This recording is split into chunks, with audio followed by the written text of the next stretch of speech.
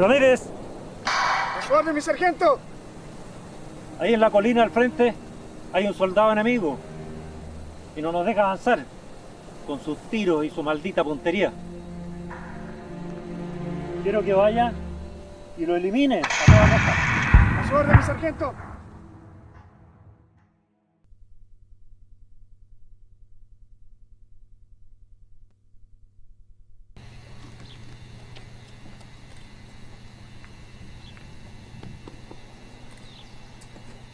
Mi memoria se va atrás en el tiempo, en aquellos primeros momentos en que me encontraba junto a la tropa reunida en Iquique, en espera de la partida hacia las costas de Quintero. Aunque sentíamos nerviosismo por la inminente puesta en marcha, la tropa permanecía en descanso, baja la agradable temperatura del ambiente. Recuerdo la figura gallarda del general Körner recorriendo nuestro campamento, instruyendo a la tropa y oficiales antes de la partida. Él no era chileno y ningún deber lo obligaba a hacer el sacrificio de su posición y el abandono de su adorada esposa e hijos. Pero era hombre de honor y de corazón, era amante de la libertad y de esta tierra que le había brindado un hermoso hogar y por consiguiente no podía vacilar. Con razón era una de las figuras más queridas de la campaña. Había abandonado al dictador para irse a Iquique, a ponerse incondicionalmente al servicio de la causa de la libertad, comprometiendo y sacrificando la brillante posición que le aseguraba un contrato con el gobierno. Desde que amanecía hasta avanzadas horas de la noche, el general permanecía en acción, visitando los cuarteles, completamente olvidado de sí mismo.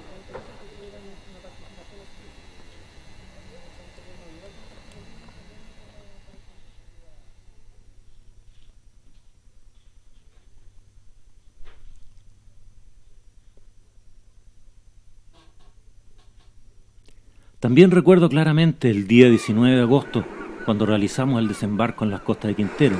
Todo era nerviosismo, se escuchaban las órdenes, las voces de los soldados, el trepidar de los bultos y las botas sobre la cubierta. El día anterior, a las 5 de la tarde, se habían reunido a la altura de Quintero los 16 buques transportando 10.000 soldados y gran cantidad de elementos, así como caballos, mulas y artillería, los que desembarcarían para tomar acción en la batalla que se libraría en el poblado de Concón. Junto con la primera campanada de las 5 de la tarde, se interrumpió el bullicio para dar lugar al silencio más profundo.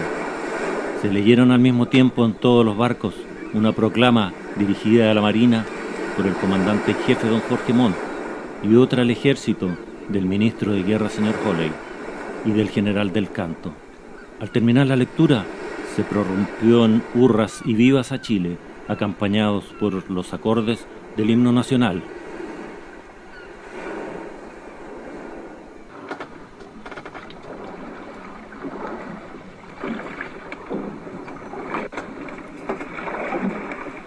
A las 9 de la mañana del día 20 comenzó el desembarco. Apenas se habían liberado las anclas, se pusieron a flote las 16 lanchas planas preparadas para este efecto y que los transportes traían amarradas a sus costados. Cada una tenía capacidad para 110 hombres. Durante la noche se había realizado la distribución de los víveres y las municiones, preparando todo para el próximo desembarco. Se había elegido la playa de Quintero como la más favorable para realizar esta labor, a pesar de ser nuestro objetivo la plaza de Valparaíso. La caleta de Concón fue desechada por presentar inmensas dificultades para un desembarco. Fueron 12 horas de incesante trabajo el que tomó para que todas las brigadas, así como pertrechos, caballos, mulas, artillería y provisiones, alcanzaran la costa. Una titánica maniobra realizada por quienes nos considerábamos los heraldos de la libertad.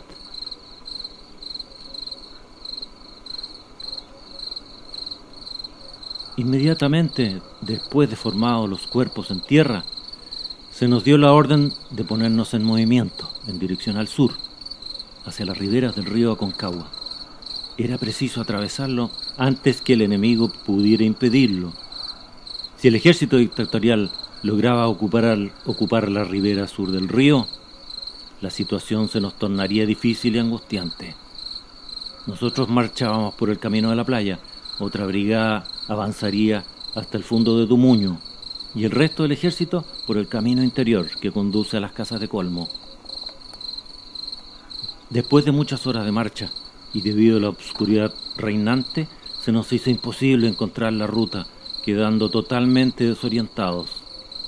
Acordamos esperar la claridad del nuevo día para retomar la marcha. Así nos daríamos además algunas horas de descanso.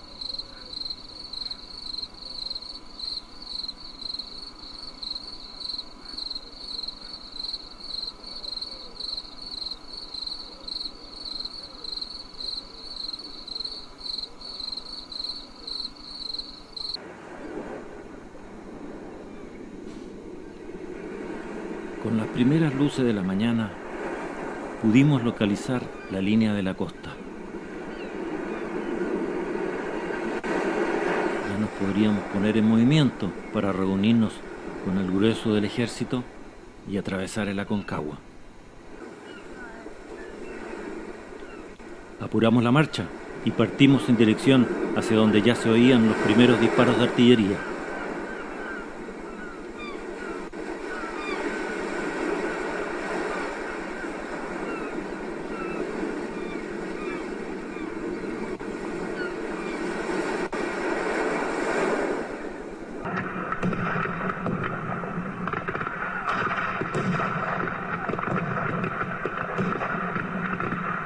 El momento decisivo, el momento de acción que tanto tiempo y con tanta paciencia había llegado. Serían nuestras primeras acciones en batalla. Nuestra brigada realizó el cruce del río sin grandes dificultades.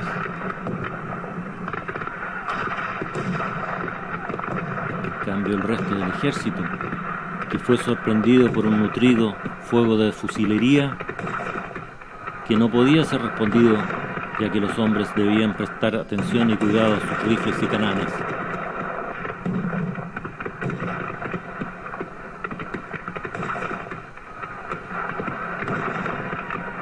Las primeras posiciones del enemigo se defendían con fiereza, causándonos muchas bajas, pero nuestra consigna era avanzar. Y pronto, después de trepar las alturas, logramos arrollar al enemigo.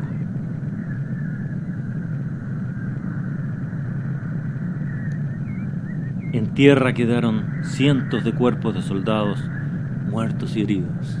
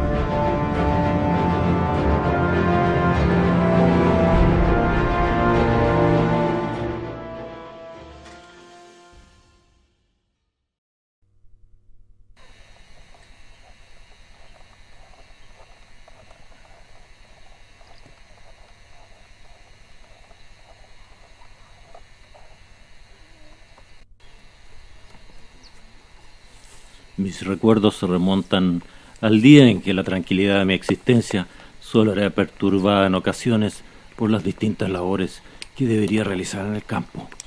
Pero mi vida y la de los míos estaba a punto de cambiar drásticamente con la llegada de un emisario que traía una carta. En ella se me informaba que debía incorporarme a las tropas del ejército. Se había tenido noticia de un desembarco de las tropas revolucionarias en Quintero. Desde ese momento, los acontecimientos se sucedieron aceleradamente. Recuerdo a Marcela y sus ojos llorosos cuando nos despedimos, y la incertidumbre de si regresaría con ella y nuestro pequeño hijo recién nacido. El deber me llamaba a defender a nuestro presidente Balmaceda.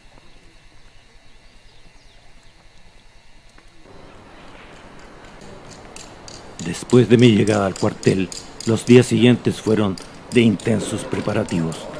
El día 19 llegamos a la estación de Valparaíso, desde donde partíamos en dirección hacia Viña del Mar. A última hora se nos anunció que la partida sería el día siguiente. Sería una larga noche de espera. Cada cual pensaba en el mañana y en sus seres queridos. ¿Cuánto sabría de menos después de la cruenta lucha?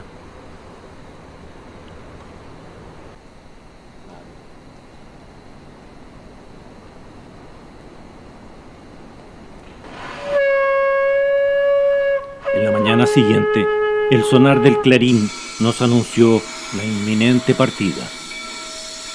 Los preparativos y espera del desembarque se alargaron durante todo el día debido a la mala disposición de los señores encargados de preparar los convoys. Las tropas ya estaban reunidas en su totalidad.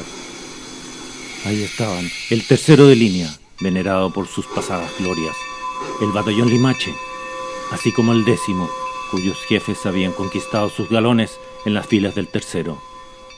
Pronto todo estuvo dispuesto para abordar.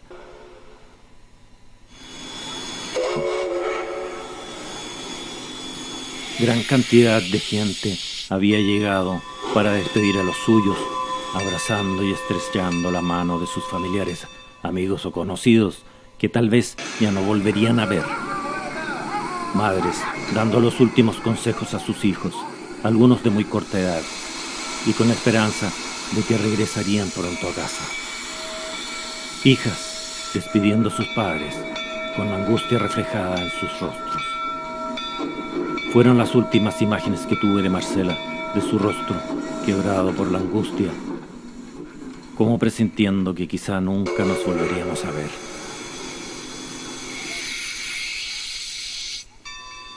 Después de la despedida, se nos ordenó embarcar. El 1º y 2º batallón embarcó en primer lugar. Finalmente ingresaron las tropas del batallón Limache. Varios cuerpos de la primera división de Santiago se nos unirían en la estación de Viña del Mar. Después los puntos de embarque serían los mismos. Fue esta la última y más emotiva imagen que recordarían las horas siguientes. La multitud agolpada cerca de los vagones con sus manos extendidas en quizá el último adiós, y después la partida.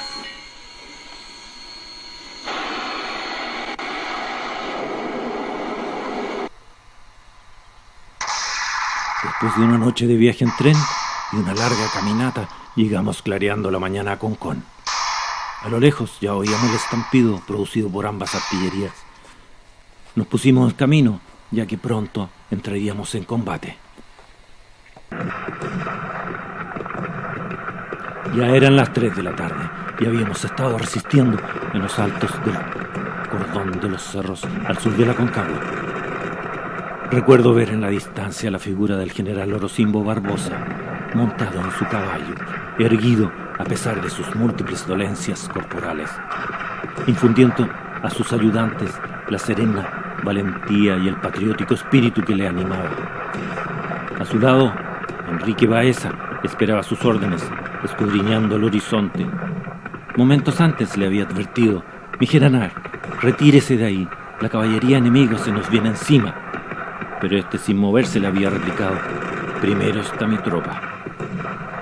Tenía confianza en ellos y miraba con desdén los puntos blancos que cruzaban el río. Solo son 4 gatos, decía, no dando importancia a las balas que cruzaban a su alrededor. Permanecía firme en su posición, así como a su bandera, su honor y las tradiciones militares del viejo y leal ejército de Chile. Después de 5 horas de combate, los revolucionarios habían pasado el río y habían llegado a nuestras posiciones. El campo de batalla había quedado cubierto de cadáveres. Pude ver a los infantes y artilleros yaciendo en tierra de forma grotesca, acribillados a balazo. De los 300 que formaban nuestro pelotón, solo quedábamos 18, desparramados por las colinas. El último recurso que nos quedaba era hacer fuego trincherados, tratando de contener el avance, sin saber si debíamos emprender la retirada o sacrificarnos en el cumplimiento del deber.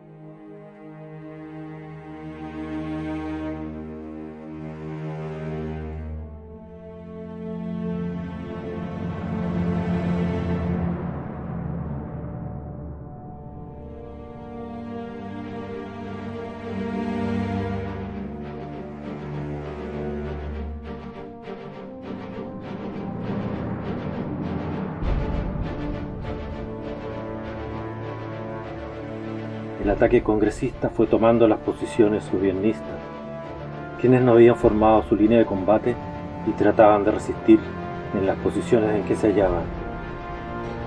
Finalmente las fuerzas constitucionalistas comenzaron a envolver a las balmacedistas, provocando la fuga y el desbande de los vencidos.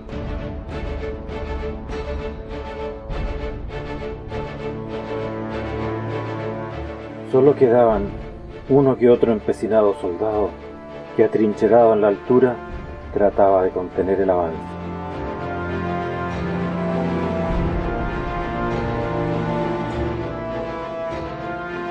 Terminado el combate, en el campo de batalla quedaron 2.600 hombres, entre muertos y heridos.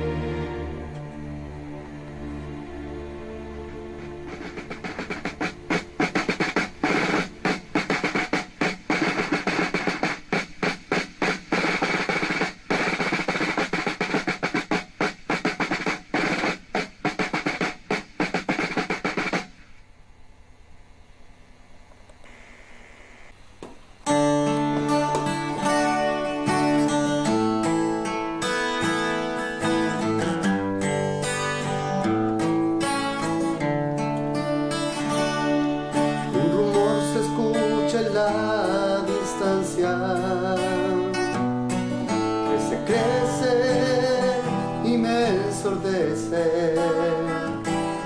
Será el trueno y su resonancia, o son cañones que todo lo revese.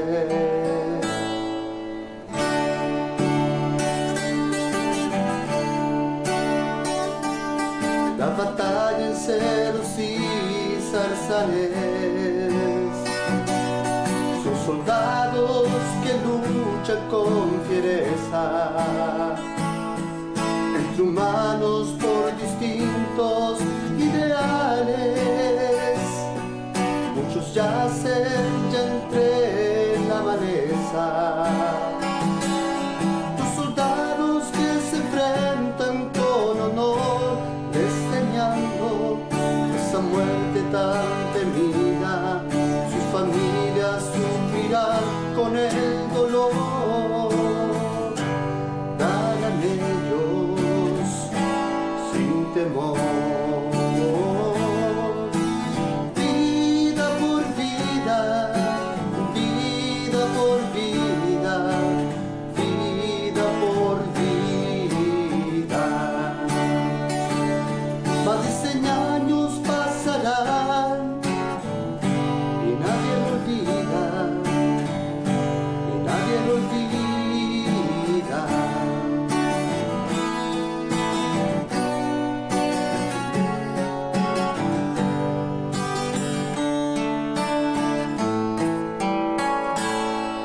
Los disparos en cada rincón, entre pólvora, siluetas borrosas, resiste el feroz pelotón ante carga de tropas airosas.